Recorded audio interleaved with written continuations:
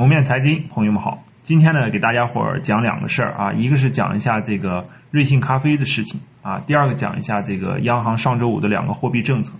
那我们先说一下这个瑞幸咖啡啊，这个事情呢，我看很多自媒体也分析过了啊。那我今天呢，就从不同的一个角度给大家再讲一讲啊，一个是这个中美两国的这个上市制度的差异，另外一个就是在中美两国这个造假的不同后果和代价方面给大家谈一谈。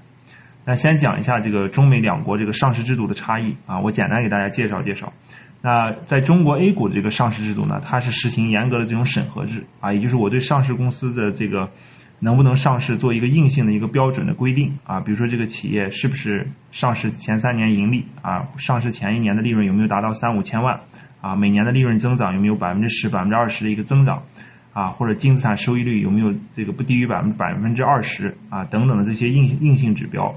那证监会的审核人员呢，就会根据这些硬性的指标呢，做一个实质性的审核啊，来判断你这个企业有没有达到上市的标准。那如果达到了呢，就给你发一个审核的通过的批文啊，你拿到这个批文以后，你就可以去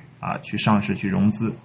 那在海外上市呢，它其实是实行的是一个注册制啊，所谓是注册制呢，其实就是只要你信息披露到位就可以了，就是把这个企业的经营情况啊、财务数据啊、法律关系啊能够披露到位，那这个时候你就可以上市。至于经营的好坏，或者是这个企业价值的判断啊，或者这个值多少钱，那都是交给市场、交给投资人去判断。那证监会呢，只是管一个信息披露的一个完整性和真实性。所以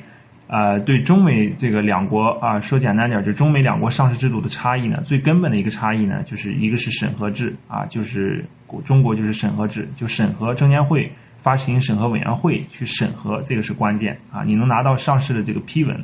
啊。美国的上市制度呢，核心就是信息披露要到位啊，只要你信息披露真实完整，符合美国的信息披露政策，那至于上市前呢是否盈利啊，哪怕你上市前像瑞幸咖啡啊、蔚来啊、蔚来汽车都是上市前都是亏损啊，也不影响，你依然可以上市啊。能不能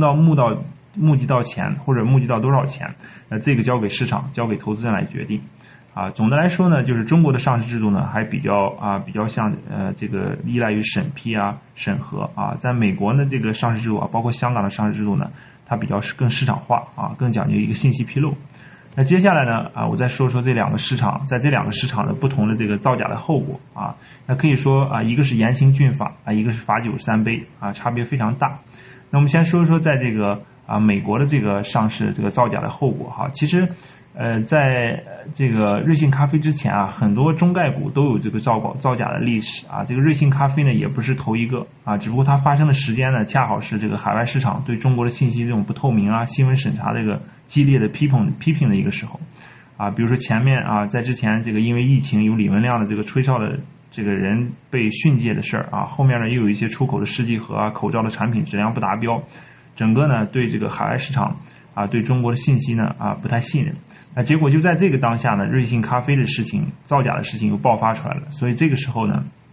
等于这个资本市场最基础的一个东西也就是信任遭到了破坏。那大家知道，信任这个东西一旦遭到破坏以后破坏起来容易，重建就比较难需要很长的时间。那根据美国的这个证券法呢，像瑞幸咖啡它造假的这个会遭到这个证监会的巨额的处罚后面还会有这个集体诉讼再严重的话还会有这种刑事的追责就是可以把你这个一些实际负责的人比如说财务总监这个 CEO 可以这个进行刑事的处罚。那更深远的影响在于，就是它对未来想在美国或者海外上市的企业可能会带来更多的障碍大家知道这个中国的中概股就是在美国上市近20年的时间里其实这个财务造假风波呢是一直存在其中那个2012年情况当时比较严重，造成了之后1年呢几乎没有中国企业在美国能上市相当于整个资本市场对中国企业失去了信心。那这就引发出很重要的一点，就是中国企业会上市呢，它通过不同的方式上市，它怎么让投资者去信任你？就当出现信任危机以后呢，新的企业再要上市，付出的代价就会很大你比如说当时的这个唯品会，它在2012年上市的时候呢，其实就是所谓的流血上市当时人们开玩笑说是流血上市，因为当时的市场环境下，它的整个市场的估值呢，大家对中概股的这个估值是非常低美国的投资人不太认可但是到了这个2014年底呢，这个唯品会它还是涨得还是不错的。那通过唯品会这个例子想说明什么呢？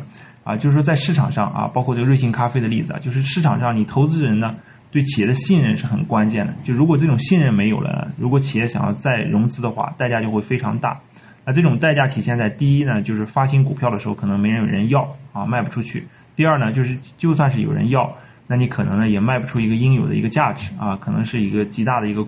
这个折价的方式来进行去一个认购出售。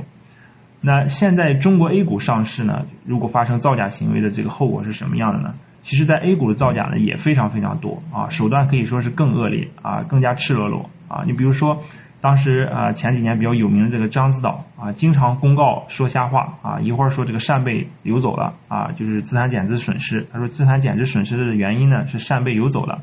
一会儿又说扇贝回来了，又说这个资产减值损失可以转回这是会计上的一个术语，就是说这个盈利又可以补回来。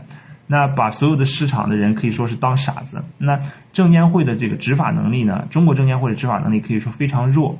基本可以说伤害不到他们可以对他们造不成什么伤害。那现在獐子岛呢还在市场上进行交易，连退市的这个影子你都看不到根本就没有退市。那再比如说去年这个暴雷的双康事件也就是康美药业和康德新，那这两家企业呢在暴雷前呢可以说都是千亿市值的公司都是被市场热捧的公司。结果一朝暴雷连这个就是资产负债表上的货币资金它都可以造假就是可以串通会计师和银行把这个货币资金都造假。你像康美药业造假了300亿这个货币资金，那到现在呢不也是不了了之嘛？就是我看到新闻后面这个康美药业因为是当地的一个龙头企业嘛，中药的龙头企业，那当地政府还召集银行给了他100亿的这个新的这个纾困资金授信资金。那所以造假呢在中美两个市场的这个后果是截然不同的在 A 股造假呢很多时候就是罚酒3杯因为证监会没有太大的执法权，包括法律规定的对造假的这种处罚也比较轻。那在美国就不一样在美国这个资本市场，如果你要是造假的话，那基本可以把你这个实际控制人和上市公司罚得倾家荡产甚至都有可能坐牢。那最后呢再说一下这个周末的央行的2个政策一个是定向降准，对中小银行的定向降准政策，还有一个呢是降低这个超额存款准备金率的一个政策。那其实2个政策的本质呢，其实都是给中小银行减压都是缓解中小银行的这个流动性压力。那先说一下这个定向降准。那定向降准呢是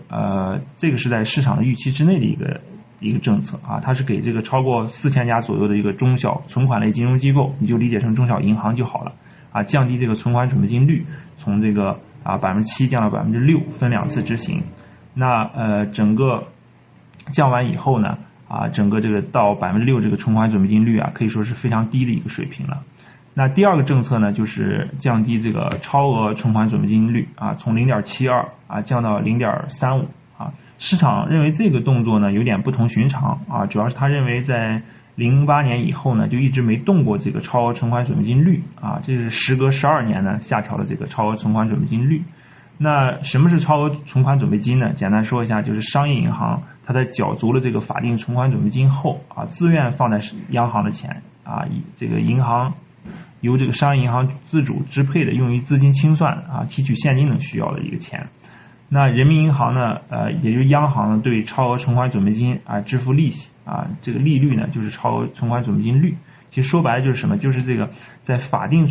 商业银行缴给这个中央银行这个法定存款准备金以外的那一部分钱，那叫超额存款准备金率，然后它呢有一个利率就叫超额存款准备金利率。那降低银行间的它的这个降低这个超额存款准备金利率有个什么好处呢？它就是本质可以降低这个银行间的这个利率也就是让大银行更多的支持这种中小银行。我以前讲过，我说这个大银行和中小银行呢其实有着千丝万缕的这种关系大银行通过同业存单呢融出这种资金给中小银行，中小银行的资金不足的时候呢靠吸收存款那是不够的更主要的资金来源其实是从大银行借也就是通过这个同业存单。那降低了这个超额存款准备金率呢其实就是等于打开了这个利率走廊的下限然后让这个银行间的市场利率更低然后这样呢其实变相的其实帮助中小银行从大银行手里以更低的资金成本拿到这个资金我之前有一个节目里面讲过，就是中国金融系统里面最脆弱的一环呢就是中小银行大家可以再回去看一下那个节目。那目前来看呢，由于疫情的影响和导致这个内需的萎缩啊，包括这个疫情扩散导致这个外需的消失啊，共同给中小银行带来了巨大的中小企业带来了巨大的这种压力啊，很多的中小企业其实面临着这种迅速的消亡和死亡的这种压力啊，那这样的话整个给中小银行带来的压力也就很大啊，因为中小企业的死亡会给中小银行带来这种坏账的压力啊，中小银行收不回那些贷款，那中小银行如果面临这种坏账的迅速上升啊，包括资本充足率的这种下降啊，那这个时候央行呢就不得不想办法去救中小银行啊，因为中国的经济呢经过这么多年的信贷扩张走到今天啊，其实实体和金融可以说已经是唇亡齿寒不可分割。如果你救实体企业，说白了就是救金融，救助金融就是救实体。那这次呢，通过定向降准和降低超额存款准备金这两个方式呢，其实就是给中小银行减压减轻中小银行流动性的这个压力，避免呢再出现2019年当时包商银行锦州银行恒丰银行那样的中小银行暴雷事件。那中小银行的这个法定存款准备金率刚才我也讲过，就是这个降到6%以后呢，其实按就是央行副行长这个孙国峰他的话来说呢，就是原话就是从我国历史上以及发展中国家来看，6%的存款准备金率是比较低的水平，所以说官方也认可这个6%的这个存款准备金利率水平是非常非常低了如果再降的话，我觉得空间也确实不大了，再降的话意味着这个银行的这个被挤兑的风险会更高非常脆弱。那我之前还有个节目里面讲过我说这个美国的货币政策呢是美联储直接下场下场子买国债、买债券、买商业票据就相当于直接下场子干活。那中国呢的货币政策机制的核心呢，就是商业银行，就是不管你是发债也好或者是发特别国债、发地方政府专项债还是普惠金融去救助中小企业，都离不开商业银行商业银行才是中国货币政策发挥的核心。那所谓放水呢，其实也就是它不是央行放水，这更多指的是央行透过商业银行这种信用的放大来放水。所以你们知道这个商业银行的生死存亡有多重要中国的商业银行的生死存亡已经成为中国金融系统的第一位的核心的这个一个事情。那为什么近来就是这3年吧，从18年到19年一直到现在18年有过4次降准，19年3次降准那2020年到现在为止又有3次降准。那不停的降准呢，本质呢都是为了舒缓商业银行的压力，减轻呢商业银行的这种流动性紧张的局面。好了，今天呢就先讲到这里主要给大家简单分析了这个中美上市制度的差异以及这个造假的不同后果。那另一方面呢，就是分析了一下周末呢中国央行的2个货币政策。那今天的分享呢就先到这里欢迎大家支持、转发、订阅我们下期再见，谢谢大家。